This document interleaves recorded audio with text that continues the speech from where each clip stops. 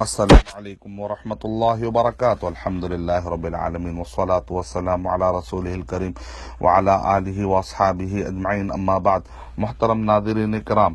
صلاۃ الخسوف یا صلاۃ الکسوف، خے سے خسوف اور کاف سے کسوف، شیخ بن باز رحمۃ اللہ علیہ سے پوچھا گیا کیا دونوں ایک ہی نماز ہے؟ تو شیخ بن باز رحمۃ اللہ علیہ نے ارشاد فرمایا کہ دونوں ایک ہی نماز ہے، چاہے سورج گہن ہو چاہے وہ چاند گہن کا معاملہ ہو، دونوں کے نماز پڑھنے کا طریقہ ایک ہی ہے۔ شیخ ابن عثیمین رحمۃ اللہ علیہ سے پوچھا گیا کہ اللہ کے نبی صلی اللہ علیہ وسلم کے زمانے میں چاند گہن کا کوئی مسئلہ پیش آیا کیا؟ تو شیخ ابن عثیمین رحمۃ اللہ علیہ نے ارشاد فرمایا کہ اللہ کے نبی صلی اللہ علیہ وسلم کے زمانے میں چاند گہن کا کوئی مسئلہ پیش آنے کی دلیل نہیں ہے، اور اسی طرح سورج گرہن کا مسئلہ بھی جو پیش آیا وہ آتھینٹک روایات کے مطابق صرف ایک ہی مرتبہ پیش آیا ہے۔ تو آئیے جانتے ہیں کہ یہ خسوف یا خسفت الشمس یا خسف القمر یا کسفت الشمس، اس کا معنی کیا ہے؟ خسوف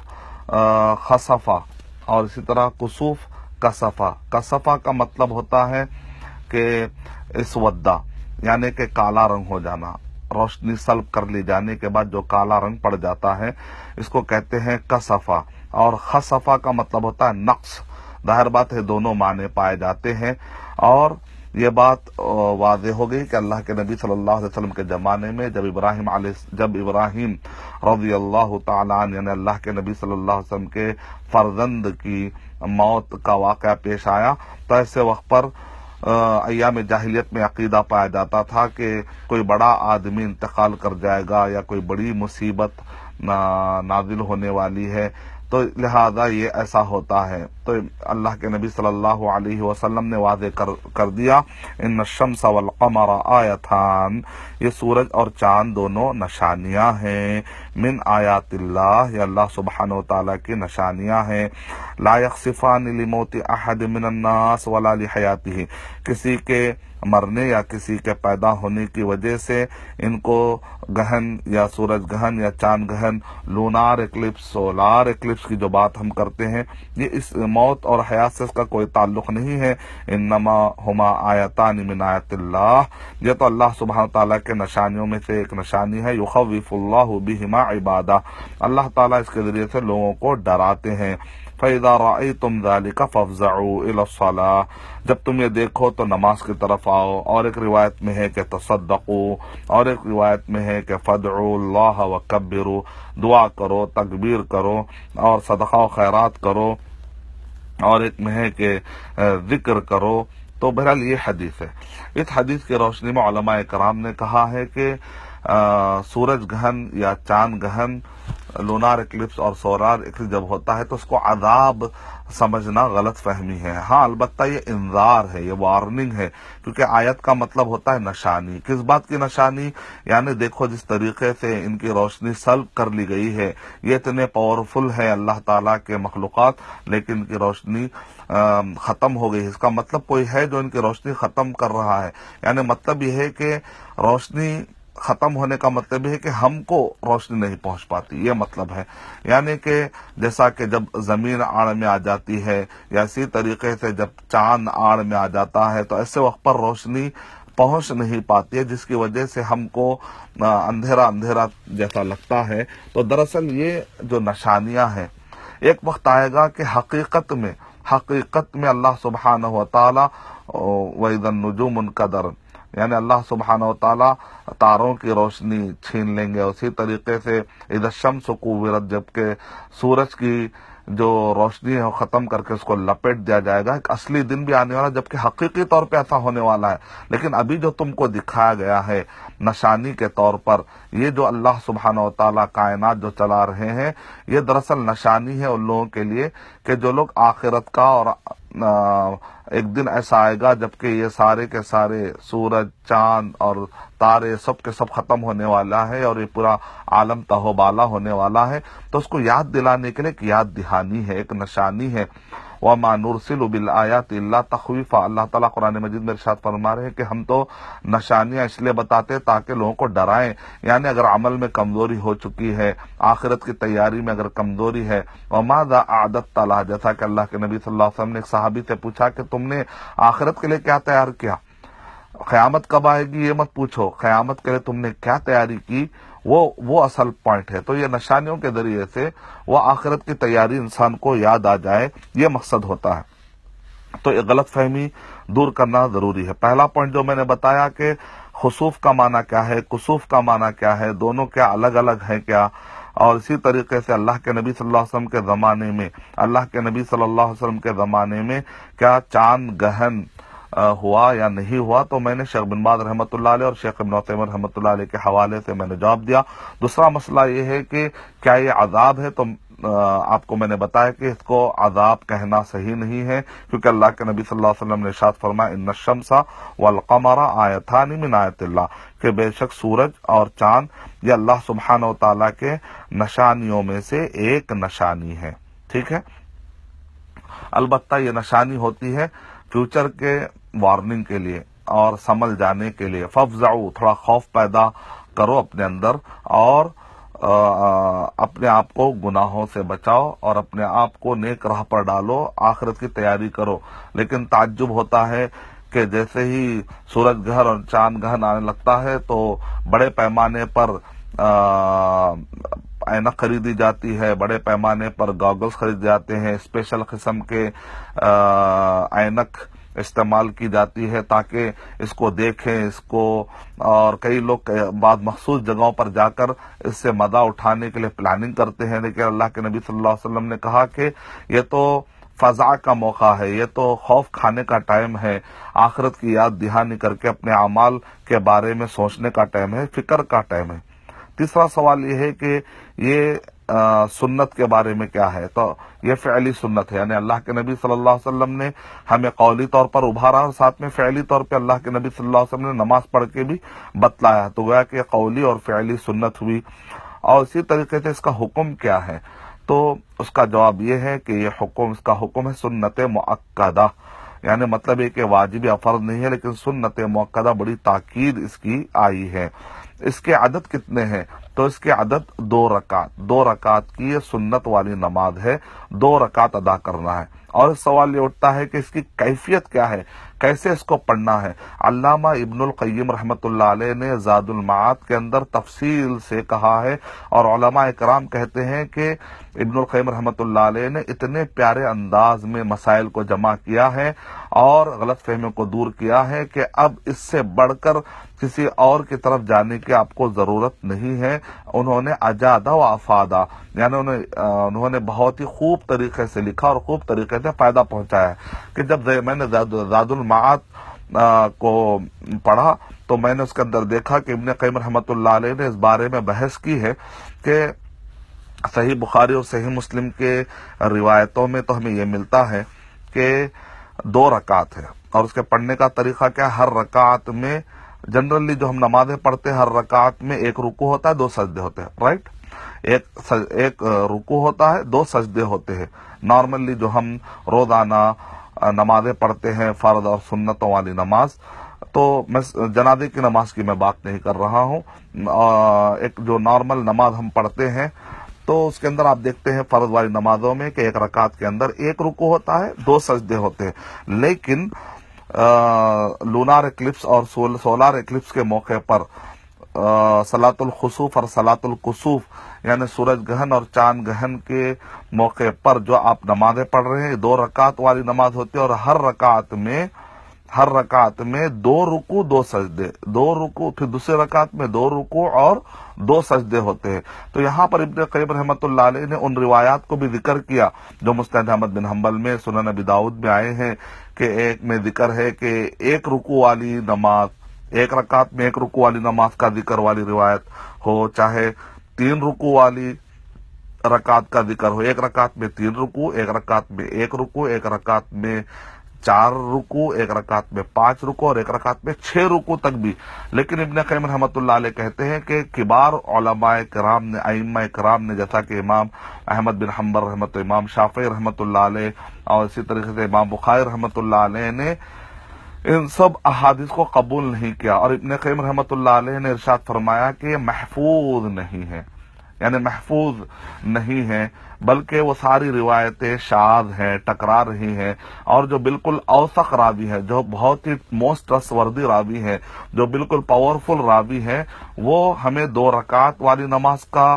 पता देते हैं और हर रकात में 2 रुकू और 2 सजदा है। लेकिन जिन जिन रिवायतों में आया है कि एक रकात में 1 रकात या 1 रकात में 1 रुकू या 1 रकात में 3 रुकू, 4 रुकू, 5 रुकू, 6 रुकू, ये सब कहते हैं कि ये सब गैर महफूज है। इनकी सनदें काफी इनकी सनदें 2 रुकू वाली रकात के मुकाबले में बड़ी कमजोर है। और कसरत से जो हमें अहादीस मिलती हैं वो ये है कि 1 रकात में 2 रुकू, दूसरे रकात में 2 रुकू, यानी 2 रुकू और 2 सजदे वाली 1 रकात, 2 रुकू और 2 सजदे वाली 1 रकात। तो इब्न क़य्यिम रहमतुल्लाह अलैह ने तफसील से इस बारे में लिखा और कहा कि इब्न तैमिया रहमतुल्लाह अलैह भी इसी बात के कायल थे कि 1 रकात में 2 रुकू, 1 रकात, दूसरे रकात में 2 रुकू। अब आइए इसके पढ़ने का तरीका भी मैं आपके सामने जिक्र कर देता हूं कि पहले आप सूरह फातिहा पढ़ते हैं, फिर उसके बाद सूरह बकरा की तरह लंबा क़याम करते हैं और सूरह बकरा पढ़ते हैं और इमाम साहब जोर से पढ़ते हैं। फिर उसके बाद रुकू में चले आते हैं, रुकू भी बड़ा लंबा होता है। फिर उसके बाद ठहरते हैं, ठहर कर फिर कुरान मजीद कंटिन्यू करते हैं। और रावी कहते हैं कि पहली मर्तबा जो अल्लाह के नबी सल्लल्लाहु अलैहि वसल्लम ने कुरान मजीद पढ़ा है ना, उतना ही कुरान में, लेकिन थोड़ा सा कम, यानी मतलब है कि थोड़ा और कम, थोड़े आयतें कम कर दे, लेकिन उसमें भी लंबा क़याम रहे। यानी यहाँ पर आपने गौर किया कि रुकू के बाद अक्सर हम ठहरने के बाद सीधा सजदे में चले जाते हैं। यहाँ पर सजदे में नहीं जा रहे हैं, बल्कि फिर क़िरात कर रहे हैं, फिर कुरान मजीद पढ़ रहे हैं और लंबी लंबी क़िरात कर रहे हैं। फिर उसके बाद एक लंबा रुकू कर रहे हैं, लेकिन ये दूसरा रुकू पहले रुकू से थोड़ा सा कम होगा। फिर उसके बाद जो है आप जब 1 रकात ऐसा मुकम्मल हो जाती है, फिर दूसरे रकात में भी ऐसे ही होता है कि आप जो क़िरात करते हैं वो पहले रकात के क़िरातों से थोड़ी कम होती है। फिर रुकू में जाते हैं, फिर ये रुकू पहले वाले रुकू से थोड़ा कम होता है। फिर उसके बाद उठते हैं, क़िरात करते हैं और इसके अंदर जो तिलावत करते हैं आप पहले रकात की तिलावतों से थोड़ा कम होती है। फिर उसके बाद आप रुकू में जाते हैं, लेकिन सब लंबे लंबे होते हैं। लेकिन जैसे जैसे आने वाला जो रुकू है या आने वाली जो रकात है, पहले वाले रकात और पहले वाले रुकू से थोड़ा सा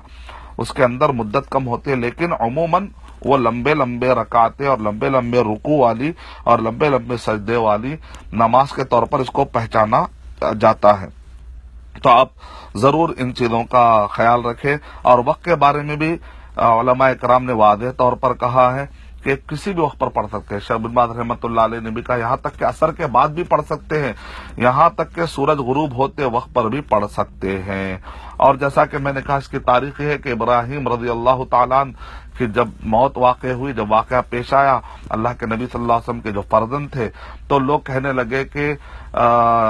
एक बड़े आदमी के मौत से या पैदा होने से ताल्लुक है। तो बात ऐसी नहीं है, क्योंकि सूरज गहन हो या चांद गहन का मसला हो, दरअसल अल्लाह सुब्हानहू व तआला हमसे रोशनी को जो छुपा रहे हैं कि कभी जमीन दरमियान में आती है, कभी चांद दरमियान में आ जाने की वजह से जो रोशनी हम तक पहुंच नहीं पा रही है, एक वक्त ऐसा आएगा कि हकीकी तौर पर चांद की, तारों की और सूरज की रोशनी सल्ब कर दी जाएगी, खत्म कर दी जाएगी। शम्स कुव्विरत या इसी तरीके से खसफल कमर वाली आयत हो या इदन नुजूमुन कदरत वाली आयतें हो कि हमेशा के तौर पे इनकी रोशनी खत्म होने वाली है, कायनात खत्म होने वाली है। दरअसल ये निशानियां आती हैं और आकर जो है हमको क़यामत की याद दिला जाती हैं, और उसकी वजह से हमको अल्लाह के नबी सल्लल्लाहु अलैहि वसल्लम ने कुछ चीजें करने का हुक्म दिया है। इंटरनेट पर बात साथी कहते हैं कि कुछ गैर मुस्लिम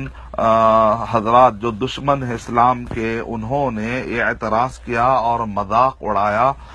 कि دیکھیے اسلام یہ کہتا ہے کہ گناہ کی وجہ سے جو ہے سورج اور چاند پر اثر پڑتا ہے، اس وجہ سے ایسا ہوتا ہے۔ تو میرے بھائی یہاں پر تو اللہ کے نبی صلی اللہ علیہ وسلم نے واضح کر دیا کہ کسی کی موت اور کسی کے حیات سے اس کا کوئی تعلق نہیں ہے، اور یہ سورج گرہن اور چاند گرہن کا تعلق یہ کوئی عذاب نہیں ہے بلکہ یہ انذار ہے، یعنی کہ یہ ایک وارننگ ہے۔ تو لہذا قرآن اور صحیح حدیث کو جو پڑھے گا تو واضح طور پر وہ سمجھ جائے گا کہ کسی بھی طریقے سے جو لوگ بھی مذاق اڑا رہے ہیں ان کو مذاق اڑانے کی کوئی وجہ نہیں ملے گی۔ اور اللہ کے نبی صلی اللہ علیہ وسلم نے کیا کیا ایسے موقع پر؟ تو ہم کو 7 کام ملتے ہیں، سورج گرہن اور چاند گرہن کے موقع پر ہم کو 7 کام ملتے ہیں اللہ کے نبی صلی اللہ علیہ وسلم کے زبانی اور آپ کے عمل کی روشنی میں۔ نمبر 1 یہ ہے کہ اللہ کے نبی صلی اللہ علیہ وسلم نے نماز پڑھائی، ٹھیک ہے، اور سیکنڈ یہ کہ اللہ کے نبی صلی اللہ علیہ وسلم نے خطبہ دیا، اس کے اندر اللہ کے نبی صلی اللہ علیہ وسلم نے لوگوں کو گناہوں سے بچنے کی تلقین کی، لوگوں کو جہنم کے بارے میں بتایا، لوگوں کو جنت کے بارے میں بتایا۔ اللہ کے نبی صلی اللہ علیہ وسلم جب نماز پڑھ رہے تھے تو آگے بڑھے، یہاں تک کہ صحابہ اکرام بھی آگے بڑھے، کیونکہ اللہ کے نبی صلی اللہ علیہ وسلم کو جنت کا منظر دکھایا گیا، اور اس میں جو ہے اللہ کے نبی صلی اللہ علیہ وسلم نے کہا کہ میرے جی میں آ رہا تھا کہ ایک انگور اس میں سے میں توڑ لوں، اگر وہ رہ جاتا تو لوگ جو ہے اس کو رہتی دنیا تک کے لیے اس سے لوگ استفادہ کرتے، کیونکہ جنت کی نعمتیں تو ختم ہونے والی نہیں۔ پھر اللہ کے نبی صلی اللہ علیہ وسلم پیچھے ہٹے، اور یہاں تک کہ صحابہ کرام بھی پیچھے ہٹے کیونکہ جہنم کا منظر بتایا گیا تھا۔ پھر اللہ کے نبی صلی اللہ علیہ وسلم نے دیکھا کہ عمر بن لحی الخزاعی کو بتایا گیا کہ جو اپنی آنتوں کو لے کر آگ میں پھر رہا تھا، کہا کہ یہ وہ شخص ہے جس نے سب سے پہلے جانوروں کو وقف کر دیا تھا بتوں کے نام پر، اور اس نے شرک شروع کروایا۔ یعنی مطلب یہ ہے کہ یہ جانوروں پر سواری نہ کی جائے، یہ جانوروں سے کھیتی باڑی نہ کی جائے، بلکہ یہ معبودان باطلہ کے لیے اس نے جو ہے نا جانوروں کو وقف کروا دیا تھا، جس سے کہ شرک پیدا ہوا۔ اور آج کل بھی ہم دیکھتے ہیں بہت سارے مسلمان خرافات کرتے ہیں، جانوروں کو غیر اللہ کے نام پر چھوڑ دیتے ہیں، اور بعد میں کہتے ہیں کہ فلاں کا بکرا۔ دراصل یہ بہت بڑا شرک تاریخ میں شروع ہوا تھا، ایسا کام نہیں کرنا چاہیے، اس سے شرک شروع ہونے کا ایک ذریعہ بن سکتا ہے، اور بہت سخت عذاب اللہ سبحانہ و تعالیٰ کے پاس تیار کر کے رکھا گیا۔ اسی طریقے سے ایک خاتون جو ہے بلی کو پالنے کا تو شوق ہے، لیکن غذا نہیں دیتی تھی، اس کو باندھ کر رکھتی تھی، یہاں تک کہ یا باندھ کر اس نے رکھ دیا تھا، تو اس وجہ سے اس کی موت ہو گئی۔ نتیجے میں اس کی وجہ سے اس کو جہنم میں پھینک دیا گیا۔ تو اس وجہ سے ہم کو چاہیے کہ ہم اپنے حقوق ادا کریں، جو کچھ بھی اللہ تعالیٰ نے ہم پر ذمہ داری عائد کی ہے، کسی کو تکلیف نہ دے۔ تو بہرحال اللہ کے نبی صلی اللہ علیہ وسلم نے دوران نماز جو حرکتیں کی صحابہ کرام نے اس کو بھی نوٹ کیا۔ پھر اللہ کے نبی صلی اللہ علیہ وسلم نے خطبہ دیا، اور اس کو جو جمع کیا آتا ہے الصلاۃ جامعۃ، الصلاۃ جامعۃ، الصلاۃ جامعۃ پکارا جاتا ہے، یہاں تک کہ لوگ جمع ہو جاتے ہیں۔ یہی اس کی ادا کا طریقہ ہے، جمع کرنے کا طریقہ ہے۔ تو پہلا کام یہ ہے کہ صلاح، دوسرا کام یہ ہے کہ خطبہ دینا، وعظ و نصیحت کرنا، لوگوں کو آخرت کی یاد دہانی کروانا، اور تیسرا یہ ہے کہ اذکار کرنا۔ اب اذکار کے اندر جو چیزیں ہمیں ملتی ہیں، افضل الذکر لا الہ الا اللہ، لا الہ الا اللہ، لا الہ الا اللہ۔ چوتھی چیز یہ ہے کہ استغفار کا بھی ورڈ آیا ہے،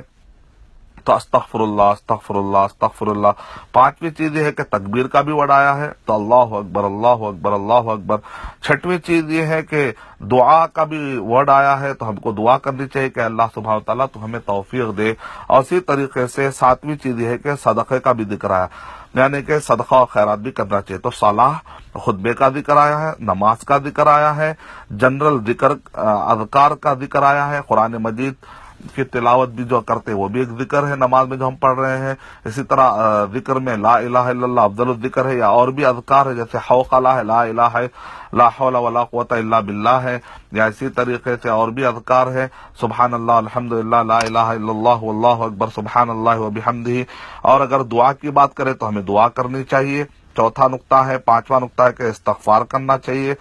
تو پہلا ہے نماز، دوسرا ہے خطبہ، تیسرا ہے اللہ کا ذکر، چوتھا ہے استغفر اللہ، استغفر اللہ، پانچواں ہے تکبیر اللہ اکبر، اللہ اکبر، چھٹواں ہے دعا، اور 7واں ہے صدقہ کرنا۔ تو مقصد یہ ہے ان نشانیوں کا، لیکن لوگ جو ہے ففزعوا، اللہ کے نبی صلی اللہ علیہ وسلم نے کہا کہ تم خوف کھاؤ اور اللہ سبحانہ و تعالیٰ کی طرف اور اللہ کے ذکر میں اور استغفار کے لیے لپک پڑو۔ لیکن ہم دیکھتے ہیں کہ لوگ آئینہ خرید رہے ہیں، گوگل خرید رہے ہیں، اور جو ہے مختلف جگہوں پر جا کر پلان کر کے اس کو دیکھنے کی کوشش کر رہے ہیں۔ کہیں ایسا تو نہیں کہ ہم آخرت کی تیاری سے غافل ہو کر دنیا میں کے ہی جس کو کہتے ہیں کہ دنیا کے موج مزے میں ہی بزی ہیں۔ تو اس پر ہمیں غور کرنا چاہیے، اور اسی طریقے سے اللہ کے نبی صلی اللہ علیہ وسلم نے جو ہم کو بچنے کے لیے کہا ہے اس پر ہمیں ہمارا دھیان ہونا چاہیے۔ تو میں نے آپ کو تفصیلی طور پر بتایا ہے۔ السلام علیکم ورحمۃ اللہ وبرکاتہ۔